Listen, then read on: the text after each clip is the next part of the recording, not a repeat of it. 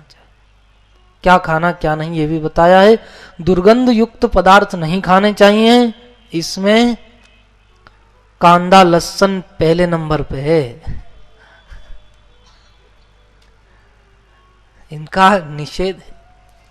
दुर्गंध युक्त पदार्थ तो दानवों को प्रिय होते हैं, वो मनुष्यों को प्रिय नहीं होता। देवों को वो प्रिय नहीं, संतों को वो प्रिय नहीं होता। फिर भी बहुत से लोगों को ऐसी आसक्ति ने पकड़ा है कि छूटता ही नहीं है। तो भाई काम क्रोध लोभ मोह मद मत्सर अहंकार, इतने बड़े बड़े कांदे लहसुन छोड़ना है तुमसे, तो ये छोटे छोटे नहीं छूट रहे। वो कब छूटेंगे? फिर कैसे भगवान को पाएंगे? मन की कुटिलताएं, ये सब कितना कुछ छोड़ना है। अभी तो यहां से प्रारंभ कर रहे हैं। किसी से कहा भाई तू सुपारी छोड़, तंबाकू छोड़, नशा करना छोड़। अब ये छोटी छोटी बातें नहीं छूटी तो ये बड़े बड़े महादानव जैसे विकार ये कैसे छूटेंगे? विचार करो कितना समय लग जाएगा, कितने जन्म लग जाएंगे। बुद्धिमान तो वो है कि जैसे ही उसको पता चले कि ये मेरे भगवान के मार्ग में बाधक है, तजिए ताही कोटि वैरीस, उसको तो शत्रु की तरह त्याग देना चाहिए। जैसे भूल चूक से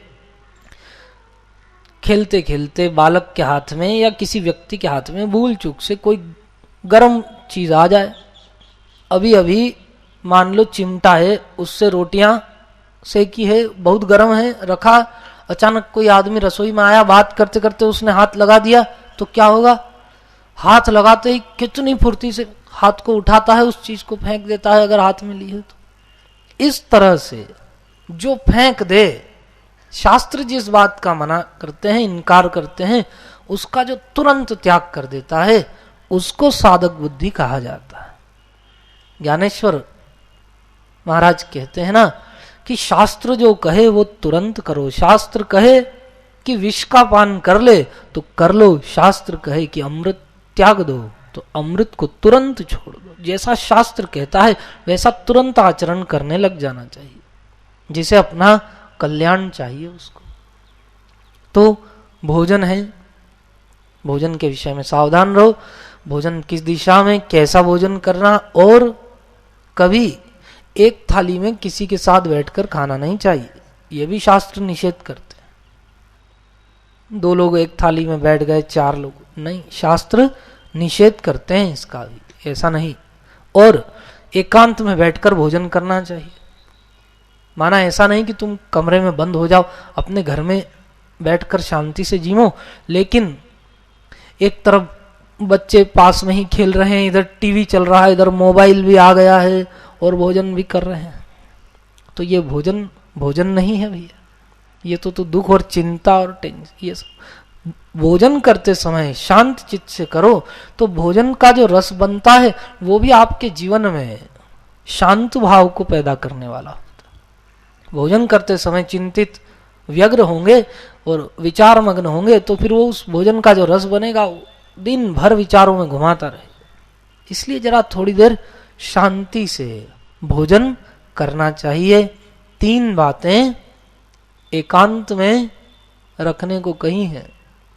एक तो जो अपना भोजन करते हो उसका एकांत रखो, उस दूसरी बात भगवान का भजन करते हैं उसमें एकांत, तीसरी बात खजाना, इसमें तो सब माहिर है, वो तो एकांत में ही रहता है, किसी को पता नहीं चलता कितना माल किसके पास, आखिरी तक बताते नहीं, वो रखते हैं। लेकिन ये 2 काम एकांत में नहीं करें। भोजन भी यहाँ वहाँ करते रहेंगे कुछ भी, और भजन भी भगवान का करना है तो दुनिया भर को दिखाएंगे कि हमने माला फेरी, हमने ये किया, हमने तीर्थ कर लिया। अरे भाई, भजन भोजन और खजाना 3 चीज छुपाने से बढ़ती है, इसलिए समझदारी रखना चाहिए। उस एक में ही समझदारी मत रखो, इन 2 में भी समझदारी रखना जरूरी है। तो हाथ धोकर कुल्ला करने के बाद भोजन करना चाहिए। और भोजन करते समय एक बात विधि है, विहित है कि भोजन करते समय पैर थोड़े से गीले होना चाहिए, उससे आयु बढ़ती है, बुद्धि बढ़ती है। लेकिन सोते समय गीले पैर का निषेध है, उससे लक्ष्मी का ह्रास होता है। लेकिन भोजन के समय गीले पैर रखने का विधि है, शयन में निषेध कहा गया।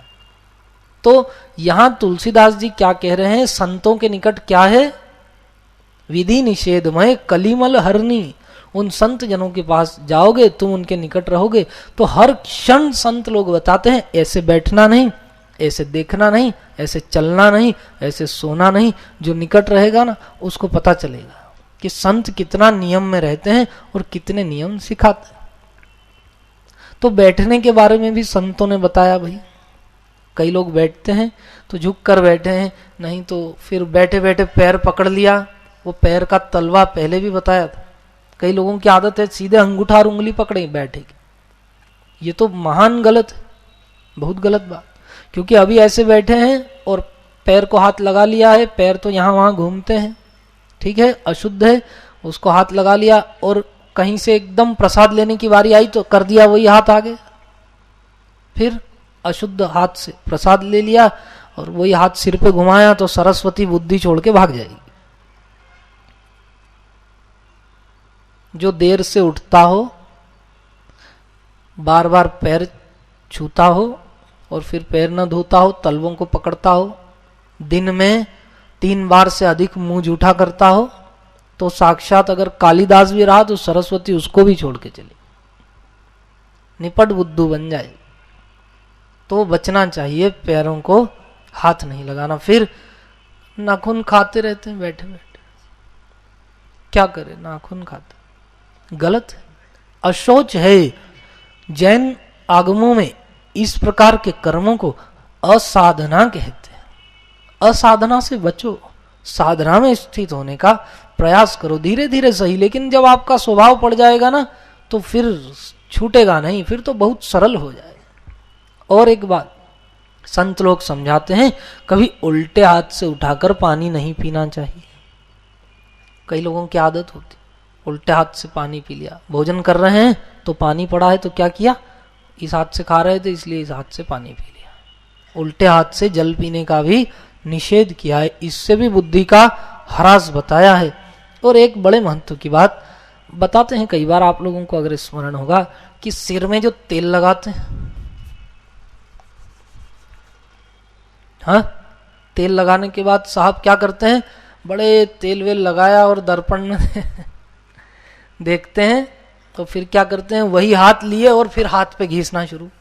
क्योंकि कंजूस है ना, उसको लगता है ये तेल का वापर कर लो, हाँ, ये तेल खराब नहीं जाना चाहिए, इसको लगाओ चमड़ी के ऊपर, इधर लगाएंगे, पैरों में लगाते। इस प्रकार से जो सिर में लगाया हुआ तेल है, उसका जो हाथ है वो जो शरीर पर घुमाता है, लक्ष्मी उसका त्याग करके चली जाती।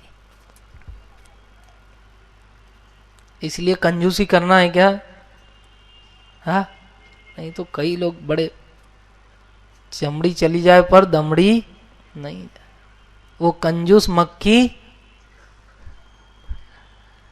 तो ऐसे होते। तो इससे बचना चाहिए, ये भी उचित नहीं जान पड़ता कि तेल का इस तरह से वापर। तो भगवान इस प्रकार से बहुत सारे नियम संत लोग जीवन के बारे में बताते हैं, जो विधि निषेधमय कलिमल हरनी, माना कैसा करना कैसा नहीं, तीर्थ सेवन कैसे करना, ये भी संत लोगों ने बताया है। अरे तीर्थों की महिमा तो इतनी पढ़ते हैं हम शास्त्रों कि गंगा तारयति दृष्टवा पीता अवगाहिता, गंगा का पान करने से, दर्शन करने से मनुष्य तर जाता है। दौड़े दौड़े गए साहब गंगा जी, बड़ा पुण्य मिलेगा, बड़ा पुण्य मिलेगा, गए साहब। अब वहां पर बताने वाले ने तो बता दिया कि गंगा नहाने से पुण्य बहुत मिलता है, लेकिन ये नहीं बताया कि गंगा में नहाने के बाद अगर कपड़ा उसमें निचो दिया तो जितना 7 जन्म में किया वो सारा पुण्य निचोड़ा जाता है, गया गंगा जी। तो विधि क्या है, गंगा स्नान करो, और निषेध क्या है कि वहां वस्त्र नहीं धोना, कुल्ला नहीं करना, मलमूत्र त्याग नहीं करना। इस प्रकार के कई नियम बताए गए। उन सब नियमों को अगर न जाने तो अब क्या होता है, किसी को कुछ लोगों को लेकर तीर्थ में जाना हो तो वो आदमी तीर्थ के महत्व ही महत्व बता दे, वहां की सावधानियां नहीं बताता, तो बेचारे जो जाते हैं वो लाना तो कुछ साथ में रहा, जो था वो भी छोड़ करके आ जाते।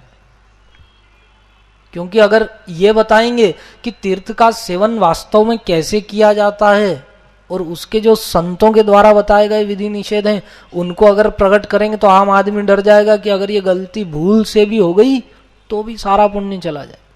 और वास्तव में ध्यान रखिए, अन्य क्षेत्रे कृतम पापम तीर्थ क्षेत्रे विलीयते, दूसरे किसी भी क्षेत्र में किए हुए पाप वो तीर्थों में जाकर नष्ट हो जाते हैं। तीर्थ क्षेत्रे कृतम पापम वज्रलेपो अपि जायते, तीर्थ क्षेत्र में जो पाप हो गया वो तो लोहे के समान हो जाता है, फिर कहीं टूटता नहीं है। इसलिए कभी भी तीर्थ का सेवन करना बहुत सावधान रहना। संत जन जैसे बताते हैं उस ढंग से तीर्थ सेवन करना चाहिए। तो हर बात का विधि निषेध बताया है, कैसा करना कैसा नहीं, किस प्रकार के लोगों से मैत्री करना, किस प्रकार के लोगों से मैत्री नहीं करना, शत्रु के साथ कैसा व्यवहार करना, ये भी बताते हैं संत शास्त्र। कोई ऐसा जीवन का पहलू नहीं जिस पर संत जन प्रकाश नहीं डालते। इसलिए तुलसी जी ने लिखा विधि निषेध में कली मलहरनी, संत जनों के पास क्या है, विधि और निषेध, ये करो ये मत करो, इसका बहुत ऊंचा ज्ञान होता है। इसलिए संतों के निकट जाना चाहिए। ऐसा जानकर तुलसी जी वंदना करते हैं।